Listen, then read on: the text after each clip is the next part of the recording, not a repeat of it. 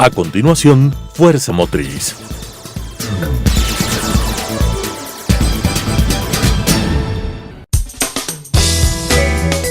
Clasificación A. Apto para todo público.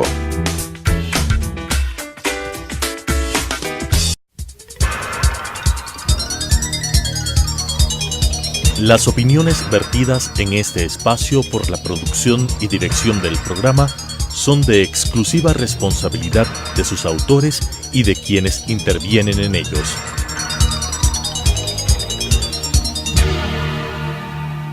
Telesucesos Canal 29 UHF presenta Fuerza Motriz, con temas de interés del sector automotor, estadísticas e industria automotriz, entrevistas a empresarios, curiosidades y consejos, con la conducción de Pablo Ordóñez y con el respaldo de AEADE, Asociación de Empresas Automotrices del Ecuador.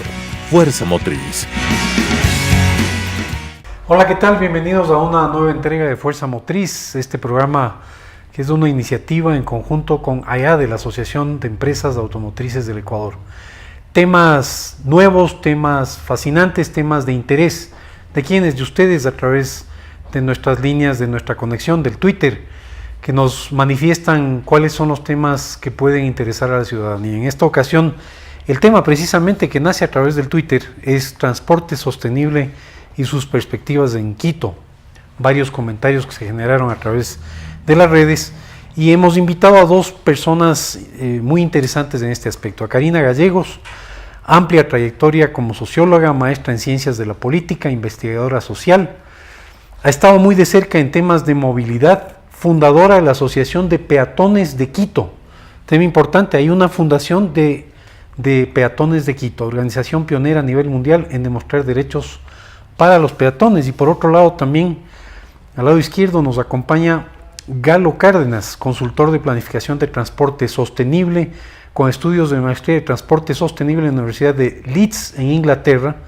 Escribe continuamente sobre temas de transporte y la ciudad y ha trabajado en organizaciones nacionales e internacionales en promoción de uso de la bicicleta, tema que vamos a tratar también en el programa, transporte público y ordenamiento territorial de las distintas ciudades para tener una mejor calidad de vida. Eso es lo que nos interesa a todos nosotros los ciudadanos en el Ecuador y en la ciudad de Quito. Bienvenidos a nuestro programa. Iniciamos por las damas. Karina Gallegos, cuéntenos qué se entiende por transporte sostenible, por qué debería interesarnos este tema a los ciudadanos quiteños, ecuatorianos. Bienvenido. Muchas gracias por la invitación.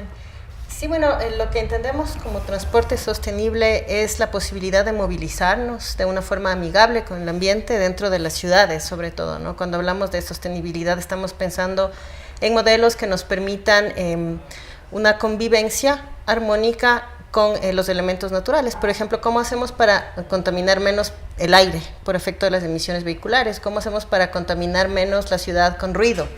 Igual por efecto de fuentes móviles como el automóvil, los buses. ¿Cómo hacemos para no afectar el patrimonio que tenemos en Quito, sobre todo, ¿no? El centro histórico? ¿Cómo hacemos para que podamos usar un transporte o un medio de movilidad o modos de movilidad que no afecten, que no deterioren el patrimonio, que no deterioren las condiciones de vida de la mayoría de los habitantes? De eso hablamos cuando nos referimos a transporte sostenible. Usted habla de un término importante, un lugar amistoso, armónico. En la ciudad de Quito somos quienes usamos la ciudad, quienes nos movilizamos en distintos medios de transporte, inclusive los peatones. Somos amistosos, somos personas sonreídas con el peatón.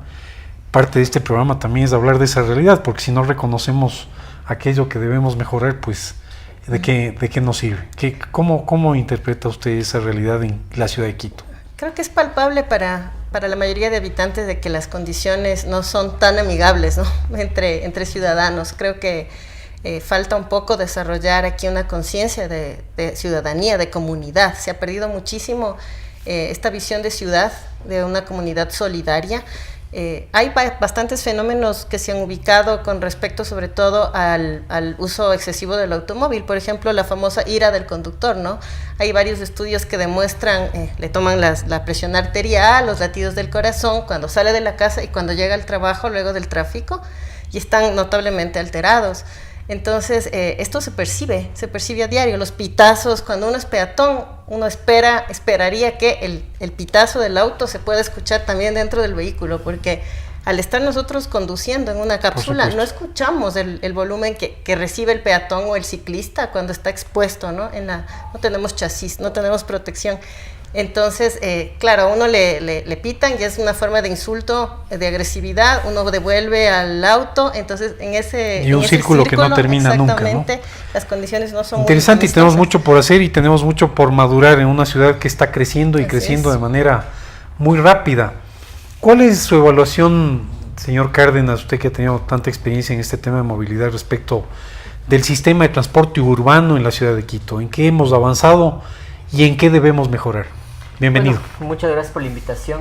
Creo yo que el sistema de transporte en la ciudad no es un transporte malo, a pesar de que los índices de calidad pueden ser mejorados, la cantidad de gente que va en el bus, las condiciones del bus, puede ser mejorado totalmente, pero no es un sistema. Si nosotros comparamos con la región, si comparamos con Perú, con Bolivia, bueno, Colombia también tiene unos buenos sistemas, pero es un sistema que el 70% de la población ya lo está usando y puede funcionar mejor. Entonces, este sistema de transporte hay que ponerle algunos temas también, digamos, conceptos nuevos, como la accesibilidad, como que el sistema de transporte también llegue a zonas donde usualmente no hay transporte público, para que la gente se decida por usar más el transporte público y dejar su vehículo en la casa. Entonces, estas son las cuestiones que hay que tratarlas en la ciudad de Quito.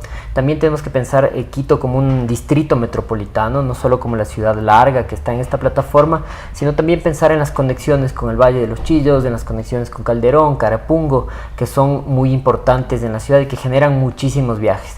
Pero de igual manera tenemos que pensar cómo la gente que viene de Cayambe, hay flujos importantes por estas zonas, también la gente que viene del Cantón Mejía. Entonces, estas nuevas, digamos, conurbaciones alrededor de Quito son las que también hay que tomar en cuenta dentro de la planificación del transporte. En este desarrollo urbano y en esta planificación, las ciudades regularmente se desarrollan a través de los planos. Quito ha sido una ciudad geográficamente compleja, ya no solo es la ciudad de Quito, como usted mencionaba, es el distrito, pero uno de los temas que sí preocupa es que la ciudad se desarrolla y luego se desarrollan los medios de transporte, luego se desarrollan las vías, es decir, como que estamos al revés.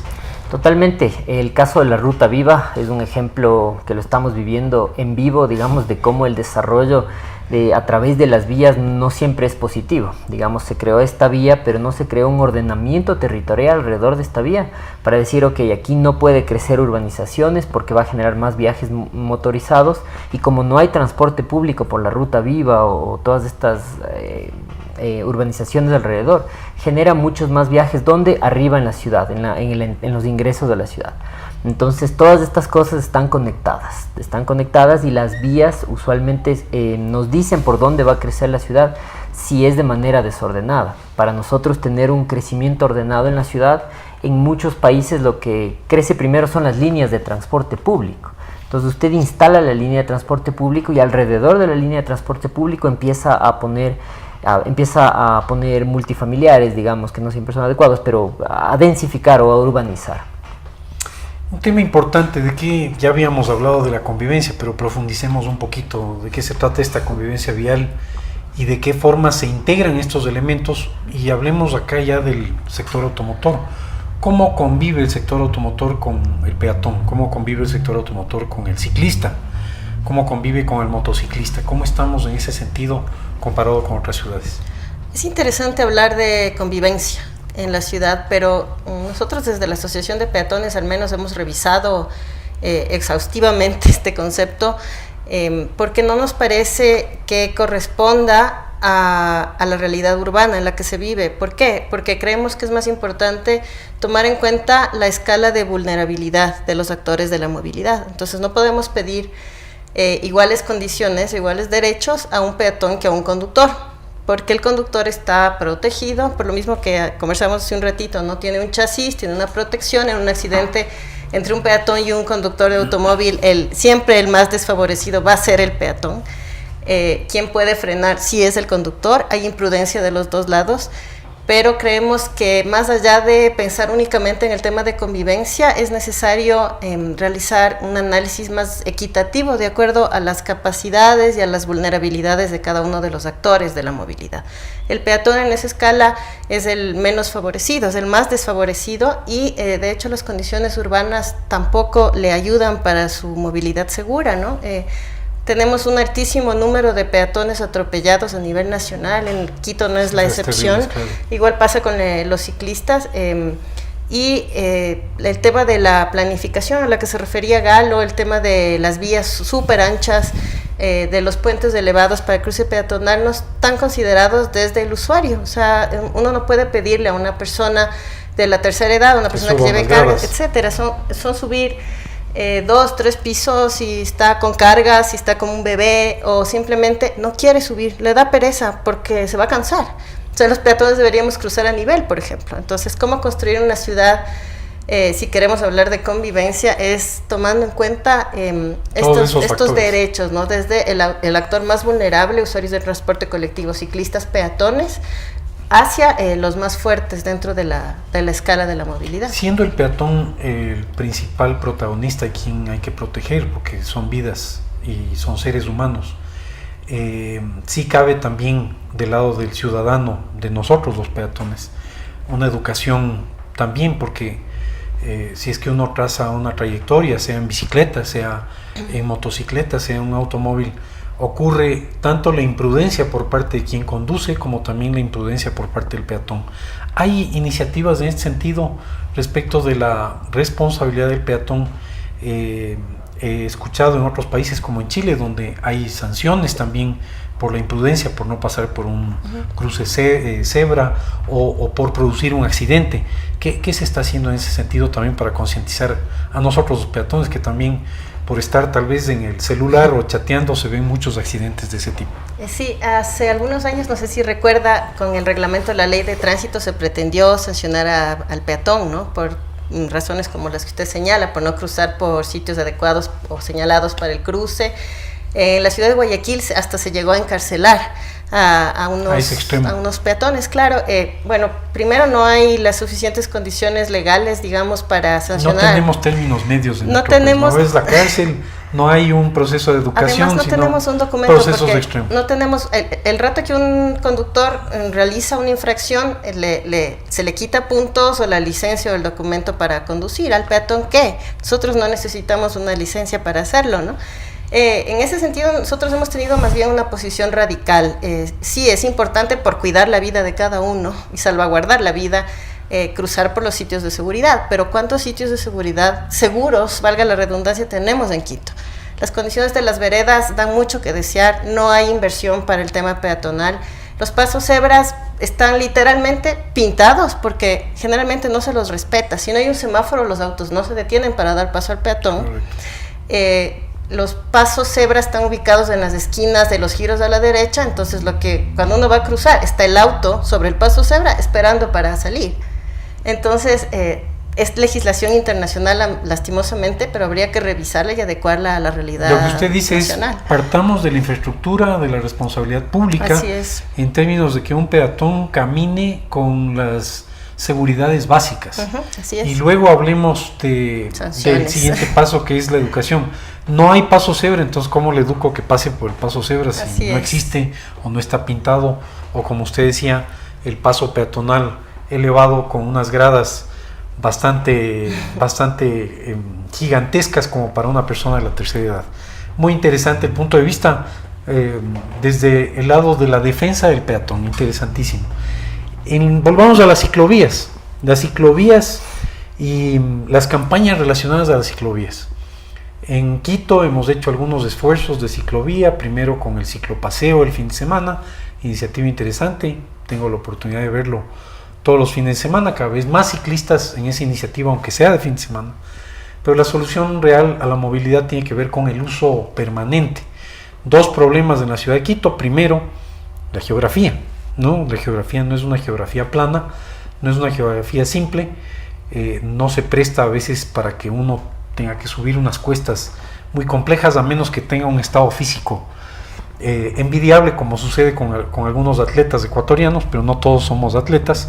Y lo segundo es el porcentaje de uso de esas pocas vías que existen. Nos estaba dando el dato uno de nuestros entrevistados hace un par de semanas que aquí en Quito apenas del 1% se llega con suerte a la utilización del transporte en bicicleta. ¿Cómo está esa situación? ¿Hacia dónde nos vamos? Estaba leyendo unas estadísticas de las 8 mejores ciudades del mundo para andar en bicicleta, y evidentemente aquí no está la ciudad de Quito, está Holanda, está España, y al final en la lista, en el 8º lugar, me sorprendió, está la ciudad de Bogotá, llegando hasta un 5% de solución en la movilidad. En Quito al parecer está por debajo del 1%. ¿Cómo estamos en Quito y qué esperanzas le ve usted a la ciudad de Quito? Bueno, la verdad, con toda sinceridad, estamos estancados. O sea, la palabra es estamos estancados. El uso de la bicicleta no se ha incrementado en la ciudad de Quito. El sistema de bicicleta pública no ha crecido en calidad ni en cantidad, no se ha expandido hacia el sur como se ofreció. Y la infraestructura, si bien ha crecido ciertos tramos, no es lo único que hay que hacer. O sea, la ciclovía es una de las partes, no pequeña, pero es una de las partes que hay que hacer para masificar el uso de la bicicleta en la ciudad de Quito.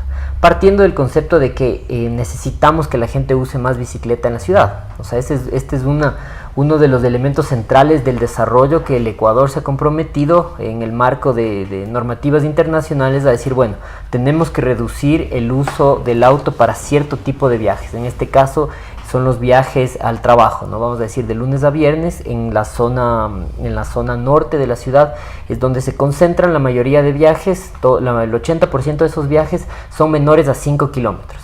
Eso quiere decir que tú tranquilamente puedes reemplazar la mayoría de esos viajes con la bicicleta. Entonces por ahí va el asunto. Vemos cómo le podemos anclar. Obviamente subir de los valles hacia la ciudad de Quito es imposible, pero podríamos tener en los buses dispositivos para poner nuestra bicicleta. Podríamos acceder a bicicleta pública, bicicletas de alquiler, exactamente. Podríamos tener bicicletas plegables, como se mencionaba. Entonces formas de implementar el uso de la bicicleta hay.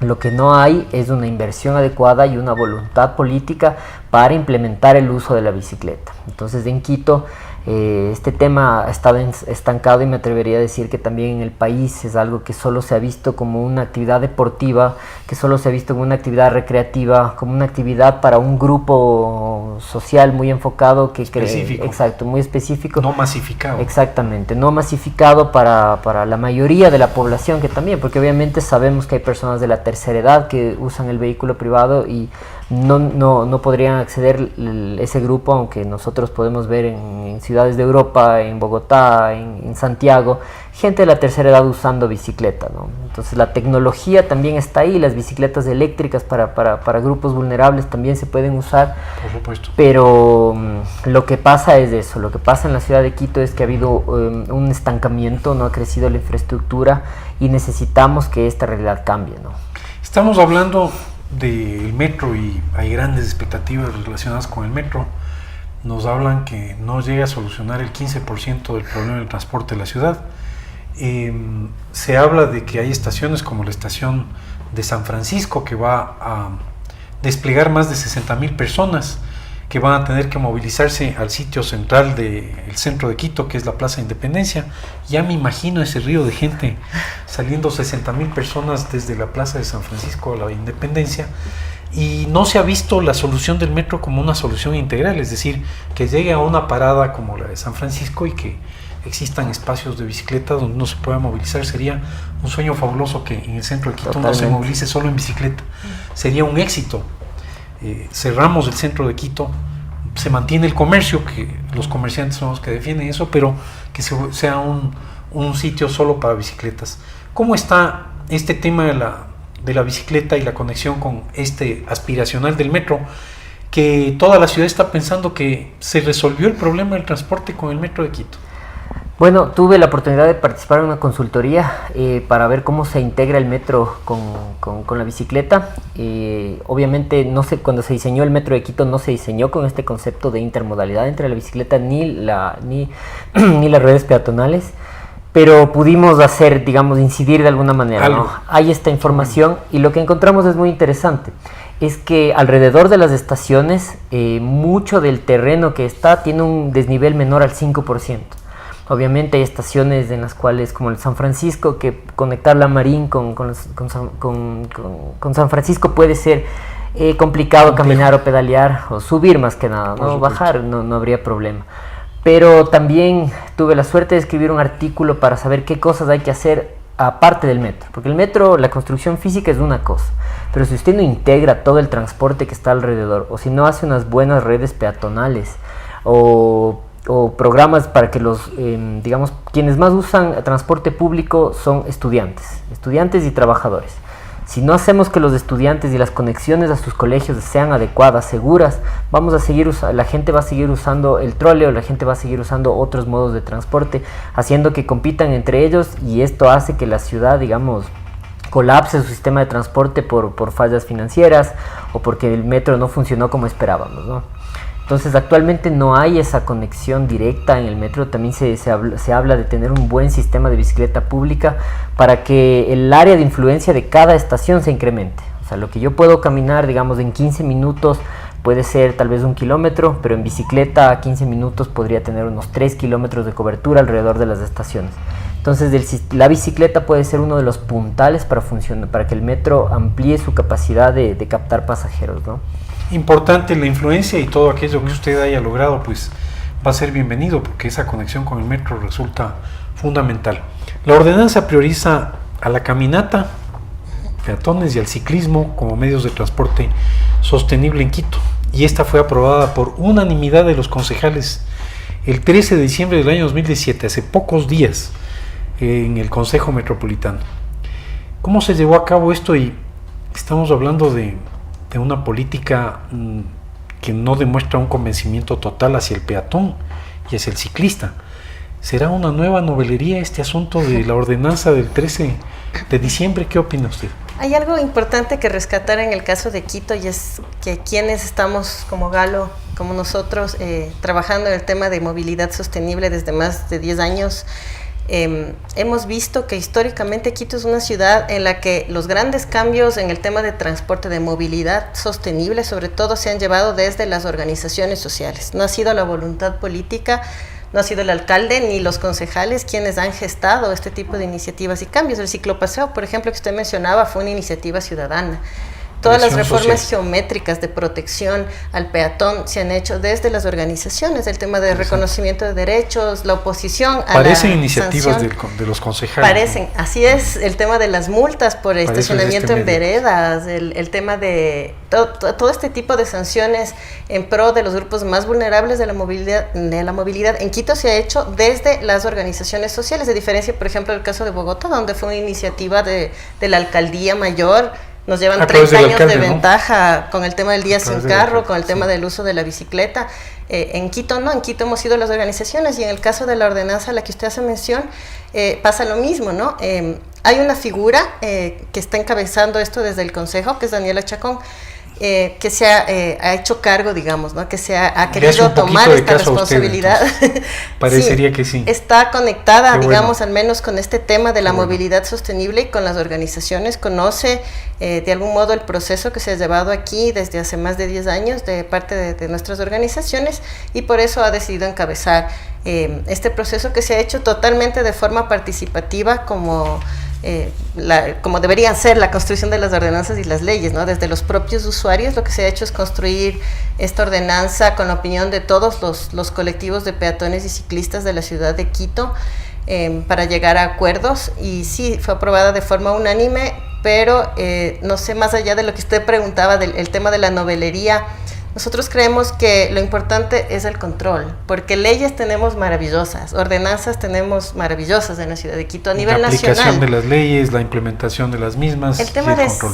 del control es lo que falla, ¿no? Porque podemos tener en el papel muchísima protección para los grupos vulnerables, pero si los agentes de tránsito, por ejemplo, no reciben una capacitación adecuada, dan prioridad al vehículo sobre el peatón, y respetan el semáforo para permitir que fluya más rápido el tránsito cuando hay 10, 15 personas esperando para cruzar y que también queremos hacerlo y también tenemos apuro igual que los conductores de autos, hasta que no se cambie esta visión que son las cabezas municipales quienes deben encargarse de dar este adiestramiento a los agentes, pues no importa cuántas ordenanzas y leyes tengamos, ¿no? Si es que esto no se llega a efectivizar en protección de todos.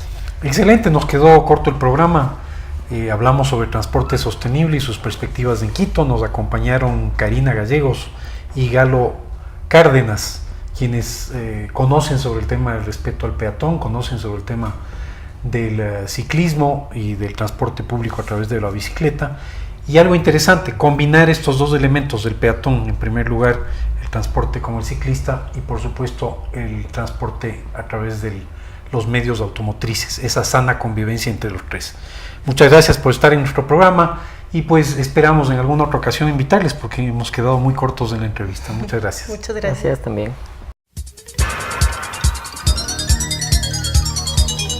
Las opiniones vertidas en este espacio por la producción y dirección del programa son de exclusiva responsabilidad de sus autores y de quienes intervienen en ellos.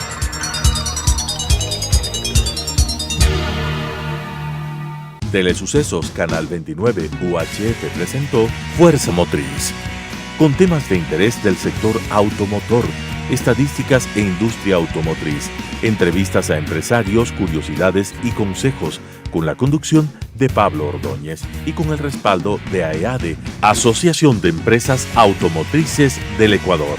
Fuerza Motriz.